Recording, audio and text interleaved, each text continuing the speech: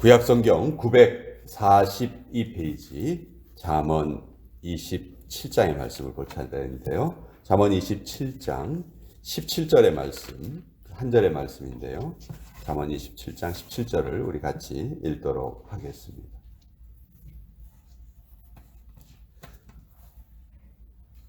구약성경 942페이지 잠언 27장 17절의 말씀입니다. 우리 같이 읽겠습니다. 시작. 철이 철을 날카롭게 하는 것 같이 사람이 그의 친구의 얼굴을 빛나게 하느니라. 하나님의 말씀입니다. 아멘. 자, 인류에게 가장 친숙한 귀금속이 뭘까요? 아마 금일 겁니다. 하나님께서도 이 금을 성물로 구별하셨다는 게 성경에 여러 차례 기록이 되어 있습니다. 성경에 금이란 단어를 찾아보면 1000번이 넘게 나옵니다. 다윗의 이름보다도 더 자주 나오는 것이 금이라는 단어인데요. 금이 왜 이렇게 가치가 있다고 여겨질까요? 왜 사람들이 이렇게 금을 좋아하고 금이 그렇게 비쌀까요? 그 이유는 금이 변하지 않기 때문에 그렇습니다. 4500년 전 이집트 미이라 속에서 금이 발견이 됐는데 그 금을 지금도 사용할 수 있다고 해요. 수천 년이 지나도 금은 녹도 쓸지 않고 변하지가 않는 것이죠. 그래서 금이 이렇게 중요하게 소중하게 여겨지는데, 그럼 금이 그렇게 변하지 않는 이유가 뭔가? 금을 재련을 할 때 아주 높은 온도에서 재련을 한다는 것이죠. 수천 도의 높은 온도로 금을 재련을 해서 모든 불순물을 다 제거하고 그 불순물이 없는 것만을 사용하기 때문에 금은 변하지가 않는 거예요. 그래서 금이 그렇게 비싸기도 한 것이죠. 자, 금이 이렇게 변하지 않는 이유는 높은 온도에서 재련했기 때문이다. 성경은 이 재련이 얼마나 중요한가 우리에게 알려주시는데, 베드로전서 1장 7절에 보면 너희 믿음의 시련이 불로 연단하여도 없어질 금보다 더 귀하여 예수님의 나타나실 때 칭찬을 얻게 하려 함이라. 자, 우리가 이 세상을 살아가면서 연단을 받아요. 연단을 받는 이유는 우리 속에 불순물이 들어있기 때문에 그래요. 그 불순물을 하나님께서 빼내시는 그런 과정이에요. 믿음 속에 믿음이 아닌 것들이 교묘하게 섞여 있습니다. 하나님께서 아브라함을 불러내실 때에도 아브라함 가정에 보면 그 아버지 데라가 우상을 제작하는 사람이었다, 그런 기록이 있죠. 하나님이 그런 것을 제거하시기 위해서 아브라함을 불러내십니다. 이스라엘 백성들도 우상 숭배의 그림자가 늘 그들을 따라다녔어요. 결국 하나님께서 여러 가지 시련을 통해서 나중에는 바벨론으로 끌려가게 하시고 그 우상 숭배의 잘못된 습관을 다 끊어내게 하십니다. 다 이런 것들이 다 연단을 통해서 이루어져요. 연단. 오늘 말씀은 철이 철을 날카롭게 하는 것처럼 사람이 그의 친구의 얼굴을 빛나게 한다. 자, 사람을 연단시킬 때, 우리를 연단을 하실 때 시련만 사용하시는 것이 아니고 바로 우리 옆에 하나님께서 붙여주신 그 사람을 하나님께서 사용하신다는 거예요. 철이 철을 날카롭게 하기 위해서는 철과 철이 부딪혀야 됩니다. 철과 철이 서로 마찰을 해야 돼요. 그러니까 사람 사이의 마찰은 쉽게 말해서 인간관계에서 나타나는 갈등이에요. 갈등. 사람이 살다 보면 갈등이 없을 수가 없죠. 역사를 보면 지금까지 계속 갈등이 있어 왔어요. 앞으로도 계속 갈등이 있을 거예요. 이 땅이 존속하는 한 사람 사이의 갈등은 피할 수가 없습니다. 하나님께서 왜 그런 갈등을 허락하시는가? 그 갈등을 통해서 바로 나를 단련시키시는 과정이다. 이 세상은 지금 천사들이 모여 살고 있는 곳이 아니에요. 교회도 마찬가지입니다. 교회 안에 천사들만 다 모여 있는 것이 아니죠. 근데 그런 어떻게 보면 나하고 잘 안 맞는 사람들이 여기 있는 것 같은데 왜 하나님께서 그 사람들을 내 옆에 있게 하셨을까? 뭐 내가 이곳에 오고 싶어서 온 것이 아니고 그 사람이 또 이곳에 오고 싶어서 온 것이 아니고 어떻게 보면 다 하나님께서 맺어주신 거거든요. 하나님께서 다 이곳에 함께 있게 하셨는데 왜 그러실까? 왜? 바로 나를 위해서 철이 철을 연마하듯이 하나님은 나를 단련하시는 방법으로 다른 사역을 사용하신다는 거죠. 우리 그런 사람들 많이 봐요. 뭐 자연인 뭐 이런 프로에 보면은 산속에 들어가서 혼자 사는 사람들 많아요. 아, 난 사람과의 그 관계가 너무 어렵습니다. 부딪히기 싫어요. 나 그냥 혼자 있고 싶어요. 뭐 그렇게 사는 사람들 많이 있습니다. 그렇지만 이거는 하나님이 정하신 방법이 아니에요. 그것이 결코 정상적인 방법이라고 우리가 잘못 생각해서는 안 됩니다. 왜? 그 사람이 겉모습으로 보기에는 괜찮아 보여도 그 사람 안에 수없이 모난 부분이 많이 있거든요. 하나님은 그 모난 부분을 제거해 주기를 원하시는 것이지. 어떻게 하면 그것이 제거가 되느냐? 이렇게 공동체 안에서 서로 부대끼기도 하고 때로는 서로 부딪히기도 하면서 그러면서 결국 내가 둥글둥글해진다는 거죠. 또 나를 통해서 다른 사람도 둥글둥글해지는 거예요. 서로가 서로를 이렇게 단련시켜 주시는 거죠. 그래서 나 그 사람하고 마찰하기 싫어. 그 사람하고 더 이상 안 좋은 관계 갖기 싫어. 나 거기 안 갈래. 이거는 정말 잘못된 태도입니다. 교회는 우리 믿음의 훈련장이에요. 훈련장에서는 땀을 흘려야 되죠. 훈련장에서는 힘이 듭니다. 그래야 훈련을 마치면 그 이후에는 편안하잖아요. 우리 교회 안에서 훈련을 잘 받으면요, 밖에 나가서 생활하는 게 어렵지가 않아요. 근데 교회 안에서 훈련을 받지 않으면 밖에 나가서 꼭 문제가 생깁니다.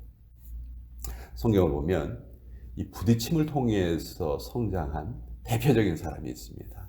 창세기에 나오는 야곱이에요. 야곱의 본 모습이 어떤 사람인지 우리 잘 알고 있죠. 근데 이 야곱이 나중에 믿음의 그 위인이 됩니다. 그 과정 속에 누가 있었느냐? 누굴 통해서 야곱이 그렇게 단련이 되었느냐? 바로 외삼촌 라반을 통해서 그렇게 된 거예요. 자기보다 몇 수 위의 사람을 만나서 야곱이 극도로 많이 고생을 하죠. 지질이 고생을 합니다. 20년 동안 그 외삼촌이 품삯을 10번이나 바꿉니다. 자기 마음대로 말도 안 하고. 뭐 그런 과정을 겪으면서 야곱이 얼마나 힘이 들었겠어요. 근데 결국은 그런 과정을 통과하면서 야곱은 나중에 사기꾼으로 태어났지만 그 이스라엘의 12아들을 불러놓고 축복을 할 수 있는 그런 영적인 그 위인의 자리에 올라가게 되는데 그 과정에 라반의 역할이 너무도 컸다는 거예요. 우리 주변에도 라반과 같은 사람이 있을 수가 있습니다. 저 사람만 없으면 좋겠는데 하는 바로 그 사람이 하나님께서 나에게 주신 선물이다. 그 사람하고 싸우려 하면 안 돼요. 야곱이 라반하고 싸우려 했을 때 싸우면 상대가 되지를 않습니다. 싸우려 해봐야 야곱만 손해가 나는 것이죠. 내가 라반과 싸우려고 할 때 그렇다면 라반이 죽어도 사라지지 않아요. 내가 싸움을 포기할 때 그때 라반이 사라지게 되는 것이죠. 그래서 우리 주변에 나와 잘 안 맞는 사람이 있다는 것은 오히려 하나님이 나에게 주신 복이다. 여러분, 철을 날카롭게 하기 위해서 뭐 플라스틱이나 나무나 이런 걸로 철을 날카롭게 하지 못해요. 그렇죠? 오직 철을 날카롭게 할 수 있는 것은 철로만 가능해요. 쇠와 쇠가 부딪혀야지만, 단단한 것들이 부딪혀야지만 깨질 수가 있는 거예요. 사실 우리의 마음도 이 쇠처럼 단단합니다. 우리 고집이 보통 고집이 아니거든요. 근데 나만 고집이 있는 게 아니에요. 다른 사람도 또 나만큼 고집이 있어요. 그 고집끼리 한 사람이 져야지 되는데, 양보해야 되는데 그 양보의 과정이 쉽게 일어나지 않는 거예요. 계속 부딪혀야 양보의 과정이 일어난다는 것이죠. 옛날에 수도원이 처음 생겼을 때 그 수도원은 순례 수도원이었어요. 무슨 말이냐 하면 어떤 수도자가 한 수도원에 갑니다. 거기에 머무르다가 뭐가 잘 안 맞거나 하면 다른 곳으로 옮겨가는 거예요. 또 이렇게 그렇게 자유롭게 옮길 수가 있었어요. 그 수도원이 순례 수도원, 맨 처음에 생긴 수도원은 순례 수도원. 근데 그러다 보니까 열심히 수도를 한다고 하는데 별로 나아지는 게 없는 것처럼 보이는 거예요. 그래서 순례 수도원이 정주 수도원으로 바뀌었어요. 정주 수도원은 뭐냐면 한번 그 수도원에 들어가면은 죽어도 못 나오는 거예요. 들어갈 때 딱 서약을 하고 들어가는 거예요. 근데 그 안에 들어가면 별의별 사람들을 다 만나잖아요. 그렇죠? 뭐 수도사들이라고 해서 다 천사 같은 사람들이 아니잖아요. 근데 그렇게 정주 수도원이 생기고 그 안에서 수도사들끼리 갈등을 겪고 뭐 이런 일도 생기고 저런 일도 생기고, 근데 그러다 보니까 수도사들의 인격이 변화가 되고 수도원의 명성이 나기 시작을 한 거예요. 결국 철이 철을 날카롭게 하듯이 사람들끼리 한 곳에 모여 있으면서 서로를 더 발전시켜 주었다는 것이죠. 그래서 우리는 다시 한번 우리 교회가 어떤 곳인지를 정확하게 알아야 됩니다. 교회는 훈련장이다. 천사가 모여 있는 것이 아니다. 거듭났지만 여전히 우리의 본성은 부패한 본성을 벗어나질 못합니다. 우리 하나님의 나라에 이를 때까지 그것이 우리에게 주어진 어떤 과제라고 할 수 있죠. 그래서 신의 성품에 우리가 참여하기는 했지만 아직도 여전히 옛사람의 성품과 기질이 남아 있습니다. 그래서 어떤 면에서 우리 모두는 다 이중적인 존재예요. 종교개혁자 마틴 루터는 성도들을 뭐라고 불렀냐면 의인이면서 동시에 죄인이다, 이렇게 불렀어요. 우리 다 그런 존재예요. 근데 그런 존재인 우리가 다른 사람을 날카롭게 해줄 수 있다는 거예요. 다른 사람이 또 나를 날카롭게 해줄 수 있다는 거예요. 연마시켜 줄 수 있다는 거예요. 더 좋은 모습으로 바뀌게 할 수 있다는 거예요. 더 빛나게 해줄 수 있다는 거예요. 그러니까 여러분, 이제 갈등을 두려워하지 마세요.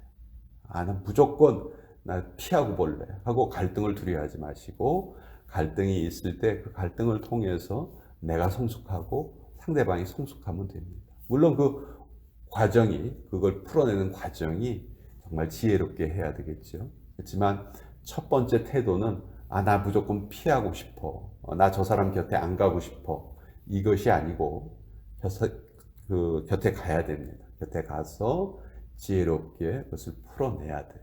그럴 때 우리가 기도가 필요한 것이죠. 하나님, 이것을 정말 하나님의 뜻대로 잘 해결하고 싶습니다. 도와주세요.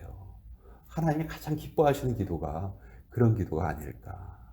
하나님, 저 돈 필요해요. 돈 주세요. 이런 기도보다는 하나님, 여기에서 제 신앙의 인격이 잘 자라고 싶습니다. 이것을 처리하는데 정말 힘들고 어렵습니다. 나하고 잘 안 맞습니다. 그렇지만 하나님이 저 사람을 나와 같이 있게 해 주신 것은 하나님의 뜻이라고 저는 분명히 믿습니다. 이런 과정을 꼭 잘 통과하게 해주시고, 철을 날카롭게 하는 것처럼 사람이 그의 친구의 얼굴을 빛나게 한다 하셨사오니, 이 과정을 통해서 제 얼굴이 빛나게 하시고 상대방의 얼굴도 빛나게 하여 주옵소서. 우리가 그렇게 기도하면서 믿음 생활을 한다면 아까 말씀드린 것처럼 교회 안에서 그런 훈련 잘 받아야 돼요.